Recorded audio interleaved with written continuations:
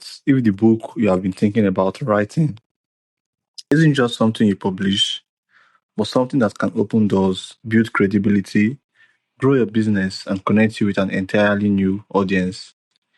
Our guest today is Jennifer Bright, a publishing expert with more than 3 decades of experience across virtually every aspect of the publishing industry. Through our publishing company, Bright Communications, Jennifer and her team publish more than 40 books every year, spanning everything from fiction and non-fiction to children's books and adult titles. She's also the creator of The Traveling Publisher, where she shares publishing service, stories, and insights while traveling the country in an ROV. Today, we're talking about whether everyone really has a book in them, how to choose the right publishing path, what makes a book commercially successful, and how can entrepreneurs use a book to build their business and authority. Jennifer, welcome to the show. Hello. Thank you for this opportunity. How are you today? I'm good, Jennifer. Thank you so much. So, you have worked on thousands of books over more than 30 years. What separates the people who actually finish and publish their books from those who spend years saying, I have a book in me? Oh, so it's like the great divide, right? I have had the experience in my decades of working in publishing that it's almost universal. Almost every single person that I meet, when they hear what I do, they say to me, oh, let me tell you about my book, or they say that they have a book idea. It is so universal that I have conversations like this with the person who's unloading my car at the thrift store, to my dental hygienist, to the person on the phone with the insurance company. Literally, it's almost 100%. But the difference between those people who say they would like to publish a book or have a book idea and the actual percentage of people who actually does publish a book, which I think is less than 1%. It's a really great divide, and that's a really important divide. And I think that to answer your question of what differentiates those two people, it's simply commitment and the wanting to do it, wanting to do it badly enough to dedicate resources, because it takes a lot of resources to publish a book, right? It takes a lot of time, it takes a lot of energy, it takes a lot of money, it takes a lot of confidence. And it takes a lot of, honestly, sacrificing other areas of your life. And so those are a lot of factors to consider. And I think that's why so many people, almost everybody wants to do a book, but really so few do. Oh, thank you so much, Jennifer. So, how should someone decide whether their idea is actually a book and what kind of book it should become?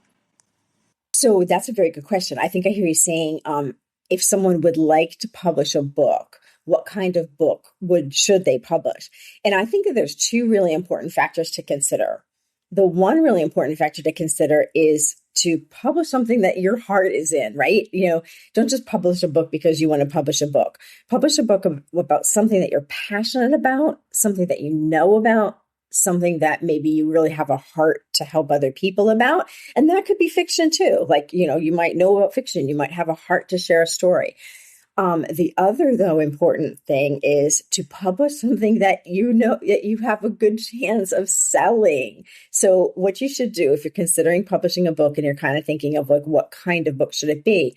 Take some time, take yourself to your favorite bookstore or go online to your favorite online bookstore and see what's out there in that category. So for instance, if you think to yourself, I really have a heart to publish a book about surviving pregnancy. Well, you might want to consider the fact that there's a lot of company there. And so if you want to do that, how can you identify and carve out a niche that's going to make your book different and special? The far easier road to success is to find something more unique, something different. So I actually just worked with an amazing author in Florida. Her name is Monica Stevens, and she published a book called The Rhythm of Rescue. It's a history of CPR.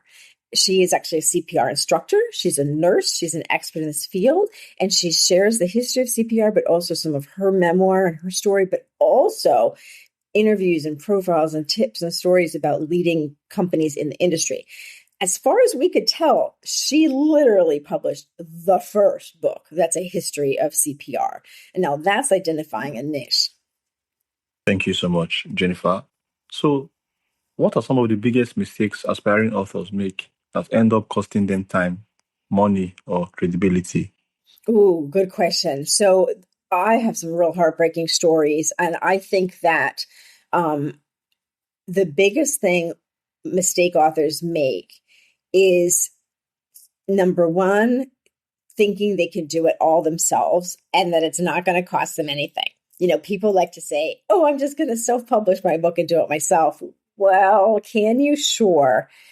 Should you? Maybe not. It's like that old expression, a lawyer who represents herself has a fool for a client, right? So I met an author many years ago. This gentleman actually worked for a publisher for many years. He wasn't in the editorial department. I think he was like in the finance department or something, but he worked for a publisher.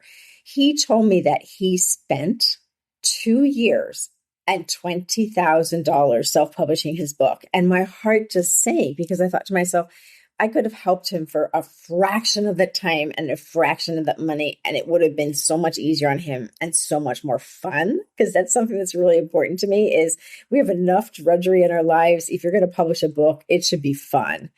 The other mistake people make, and this is kind of related because the reason he spent so much time and so much money is he needed to hire some help, which most people who self-publish do. They're not literally going to do their cover themselves. They're not literally going to edit their books themselves. They're going to hire somebody. You're kind of like the general contractor for your book, right? Well, the problem is when you're self-publishing, you don't have a Rolodex full of contacts, right? You don't really even know how much you should be paying for things. And so I think that he ended up overpaying for a lot of things because he just didn't know. And that brings me to my second story. And the second thing I really caution people about is if you're going to hire someone to publish your book, really please do your homework. Ask for references, look for other books that they've published, really screen them well, review the contract clearly. What exactly are you getting for this? I had an author who, so sadly, we had met many years before, but she hired another person did the same. She hired a publishing company that she had found online, thinking she was getting a good deal and a good value. They didn't really do very much at all for her book. They didn't edit the book. They just pretty much published it was how it was. It was riddled with mistakes. She was heartbroken. And then she ended up hiring me to republish the book, which puts you in a really big kind of quandary because now you got two versions of your book. All your friends and family probably went out and bought the first version of your book. So now are they going to buy the second version too? It's just really problematic. So really, really, really do your homework. Okay. So a lot of entrepreneurs see a book as a way to establish authority. How can a business owner turn a book into an actual business asset rather than simply having their name on a cover? Absolutely. So I think I advise my authors from the very beginning, consider your book as your business. Even if you don't have a business yet, even if you're publishing a novel, your book is your business. And so I advise authors to treat it that way. Think of this as a business and approach it in that way. How can you use your book to support yourself and make money and vice versa? And, here in the United States, I'm not an accountant, so talk to your accountant, but there's a lot of tax benefits to having your own business. And so talk to your accountant about, would it be wise to have a business structure instead of just publishing this, as yourself? Now, the other case, though, is a lot of authors already have a business, and those are really smart authors who see the benefit to publishing a book to actually boosting their business. And this is something that I see quite often. Somebody has a business, they publish a book, then now your book is supporting your business and your business is supporting your book, and you create this wonderful flywheel effect that you're getting exponential results. Because at the end of the day, we have a wonderful expression here that is, if someone wrote the book on it, that means that he is the expert. And so just by publishing a book, that really establishes you as the expert in the topic. And so I think I heard the end of your question, correct me if I didn't hear correctly, something about the cover. And sometimes an author will even put like a little couple words of a bio underneath their name on the front cover.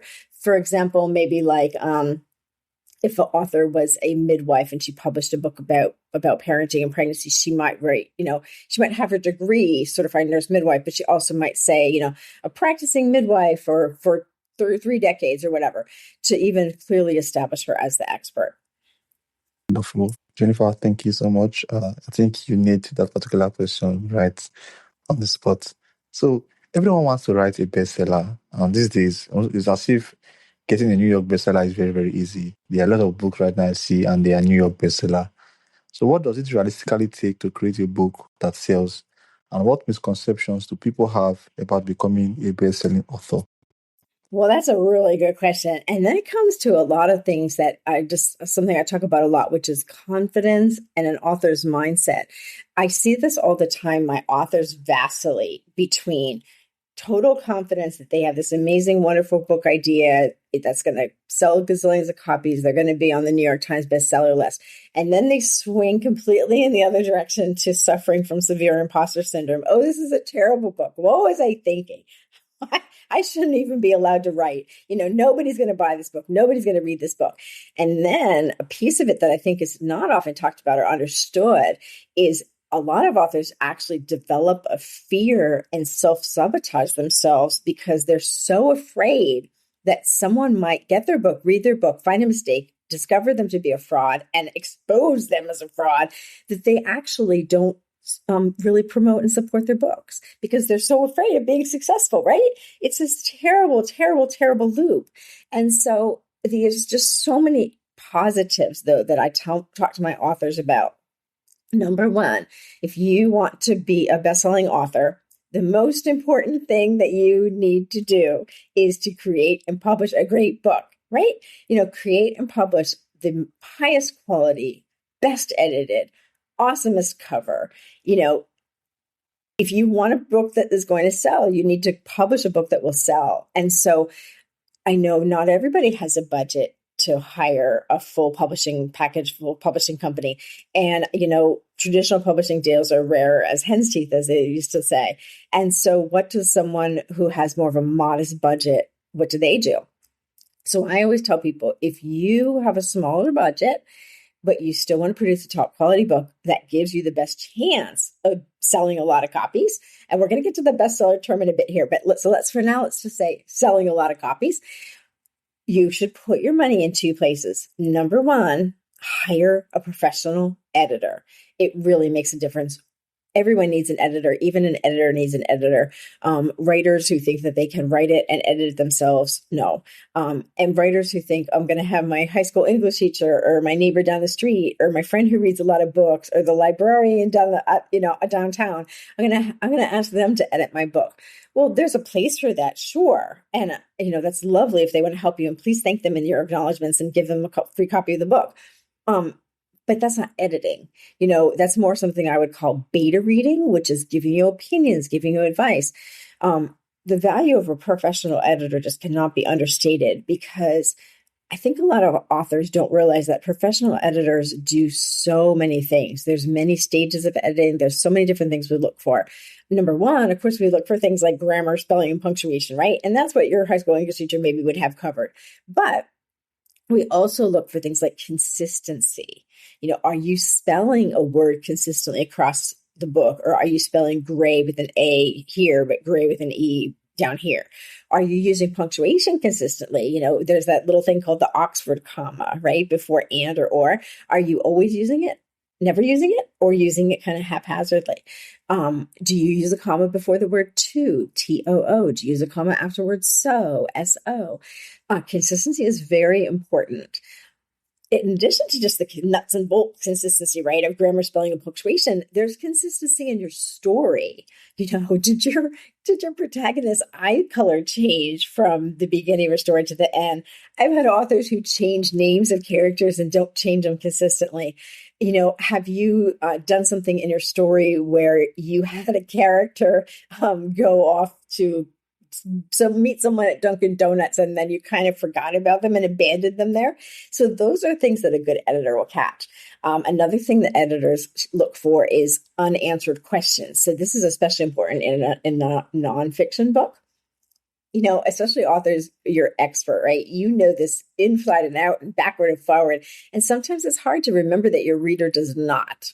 And so I just am publishing, I just edited, I'm currently publishing an amazing memoir from a female Navy veteran who was in the Ordnance Division aboard an aircraft carrier on a 9-month deployment. It's an interesting title. It's a military expression. I'm actually writing this down so I get it right. It's if you're not ordnance, you ain't bad words. So it's IYNOYAS. And so that's going to be coming out in a few months.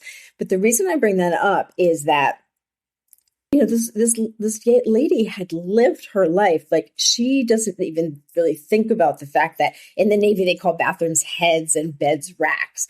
And so a big part of my job was pointing out to her, Abby, let's define this word. The average reader doesn't know this. And so we created a really neat system in her book where it's actually her live journal that she kept while aboard the ship. And so we didn't want to define these words in the text and make speed bumps. So we're pulling out those definitions at the bottom of the pages.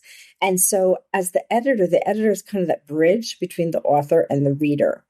And so it's just so very, very important. Now, so I look at my job at Bright Communications is most of my authors do hire me for full publishing packages. I literally take them from finished manuscript or idea all the way down the winding road to books in their hands on Amazon and available to order everywhere books are sold. And so we're a professional publishing company. We produce top quality professional books.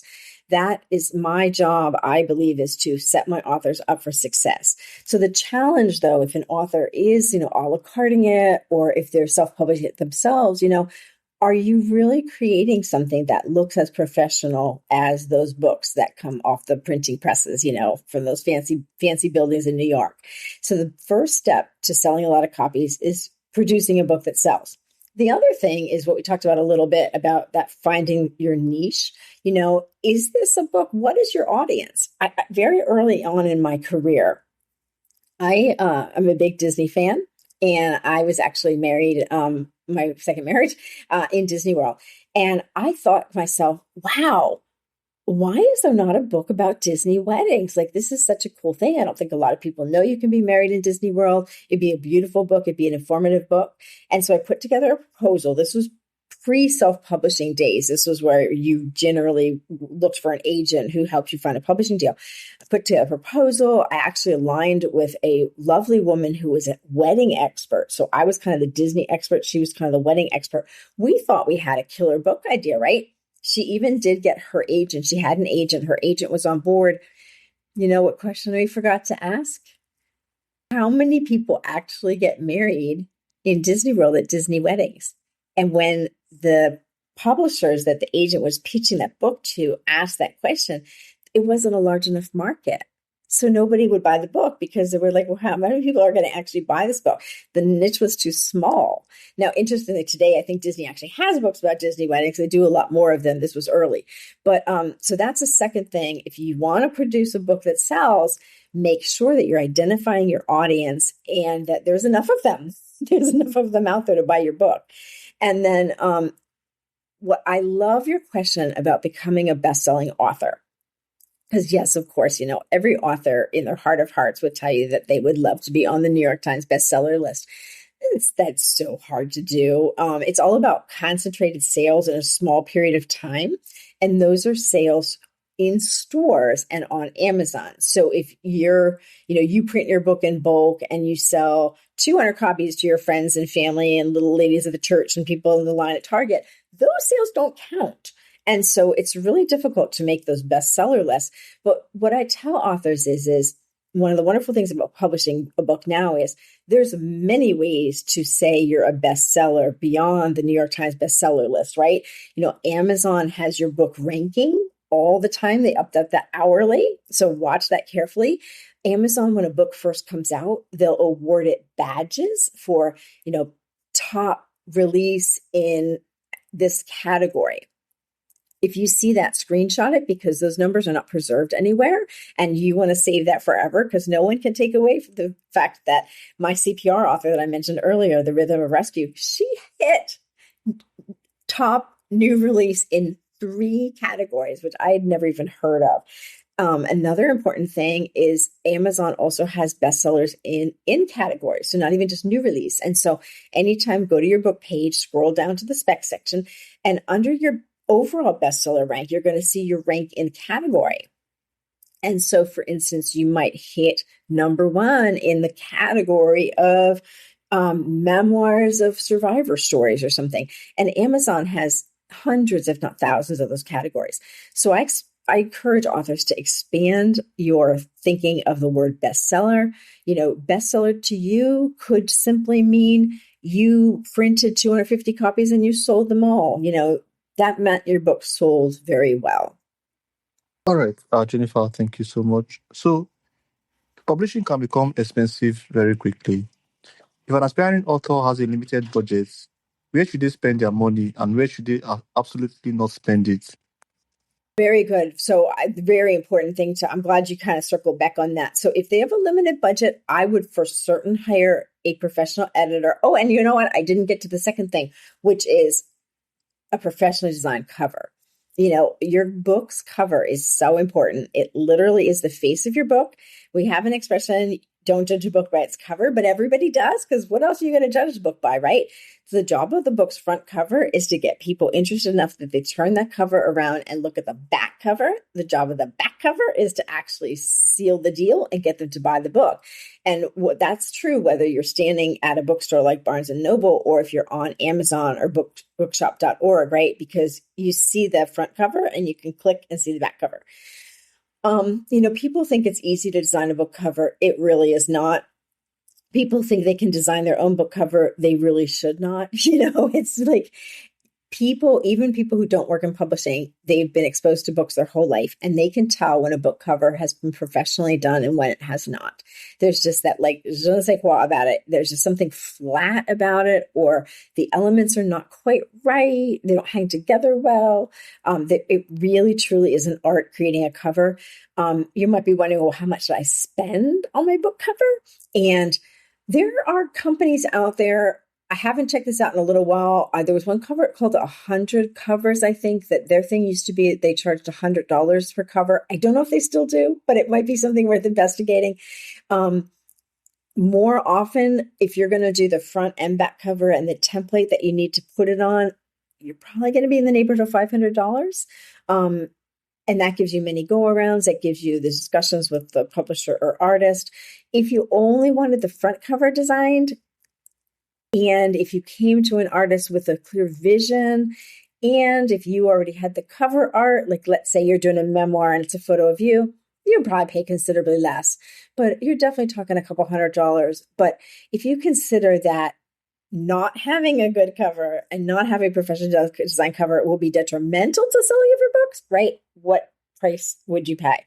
The last thing that I would add about where to spend your money is I would suggest holding some money in reserve for promotion.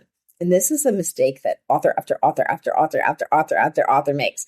You know, they're so excited to write their book. They're so excited to publish their book, and they don't really think about promoting their book. I think we all were brainwashed by that old Kevin Costner movie called Field of Dreams. I don't know if you're familiar with it, but there's a scene where some like ghost whispers to Kevin Costner about building a ball field. If you build it, they will come. Well, that's not true for publishing. If you publish a book, they will not come and buy your book unless you tell them about it. And, you know, can you do a grassroots thing yourself and get the word out yourself and promote yourself? Sure. But most people don't have that kind of time. They don't have that kind of talent, and they don't have that kind of platform. And so most authors really would do well paying for a little bit of help promoting their book. And so I recommend holding some of your budget in reserve so that you can do that. Okay. So, for someone listening right now who has been saying, one day I'm going to write my book, what would you tell them to do this week to finally move from an idea to a finished manuscript? Oh, that's such a good question. Okay, let me just get a bigger sense of with this hypothetical person. Does this hypothetical person already have the idea for their book and the book type they want to write? Like, do they know they want to do fiction, nonfiction? And then do they know like roughly like if fiction, okay, I know I want to write a mystery and here's the basic plot, or I know I want to write nonfiction and it's going to be about ... Is that how far along they are? They just haven't started writing. Yes. Brilliant. Okay. The number one thing I recommend your hypothetical person to do is find and join a writers group. So that could be a writers group in your community. That could be a writers group online. I would not necessarily just say join a Facebook writing community, but actually join a group. If you don't have one in your community, maybe start one. Go to your local library and ask them if they would have any interest in working with you to start a writers group. The reason I say this is that writing can be a very solitary activity and one that is just so plagued by doubts and fears and anxiety and stress. And you kind of need to have a little bit of a group around you to support you. And there's no one better that's going to support you through this whole process than a group of other writing friends. So I live in central Pennsylvania in a town called Lewistown, and I'm actually so excited to say I'm starting a new writers group next month. And I want to do this because I really want to support and help other writers. But the one thing that I want to do, and this is something I encourage people to do if you're starting your own group or joining one, is I want it to be inclusive of not just like early writers and not just people in the writing process, but I really hope to include people who are already published authors so that we can also talk about the other stages that a lot of writers don't like to think about, which is how am I going to promote my book? How am I going to sell my book? How am I going to make this into a business? And so that is the number one piece of advice I would give is find and join a writing group. All right, Jennifer, thank you so much. Thank you for joining us today and sharing your perspective and knowledge about publishing. It's So my pleasure. finally, before you go, is there a question you wish I would have asked you that I did not ask you? Oh, interesting. So when I was reading about your wonderful podcast and listening, I saw that you often talk a little bit about things like mindset and things like that. Is that that was something that I thought was really intriguing to me. All right. So Jennifer, thank you so much. For those who would like to connect with you, how can they do that? Oh, absolutely. So you can find me. My website is Bright, BRIGHT, communications with an S.net, and you'll find information about my company and our programs. And you can also email me via a comment screen. You can also email me at jennifer@brightcommunications.net. Please find me on YouTube at The Traveling Publisher, which is at the intersection of publishing and RVing. We talk about publishing and traveling. I'm also just launching two very exciting new initiatives that might interest your readers because it kind of goes to how to make your book your business. One of them is a new turnkey closing gift program where people like realtors and lenders and insurance agents and contractors, people who work with families that are just buying or building a new home, they often give a gift, a welcome home gift. Well, those can be really hard to buy. A lot of times they just don't hit the mark, or they're things that are not going to last, like candles or candy. Well, my program is actually a selection of books that they can choose from. We assemble them in a beautiful velvet box, attach a note from that agent. We do all the packing and wrapping and boxing and shipping and mailing. All the agent needs to do is tell me the address, name, and the selection of books to include. Another program I'm working on is called Our Coloring Circle, which is going to be a program where families can connect across town, across the state, across the country, across the world. And each month they will receive a unique coloring and journal page. They color and journal, the other family member colors and journals, and then you swap. And so each month, grandma gets a new coloring artwork from granddaughter or grandson in a journal, and the granddaughter and grandson do the same. And so I share those as examples for ways that you can really look beyond just books in the category of publishing. There's a lot of amazing things to publish beyond just books. Okay, thank you so much. This has been a very, very wonderful episode. I really appreciate you taking out your time to be with us today. So it's been a pleasure having you on the show. Thank you. You are an amazing interviewer and a gracious host, and I'm so very grateful for this opportunity. Okay, and to my audience, if this episode is speaking to you, make sure you share it with someone out there who needs to hear this. I love you guys so much, and I'll see you guys on the next episode. Bye, guys. Thank you, Jennifer. Thank you.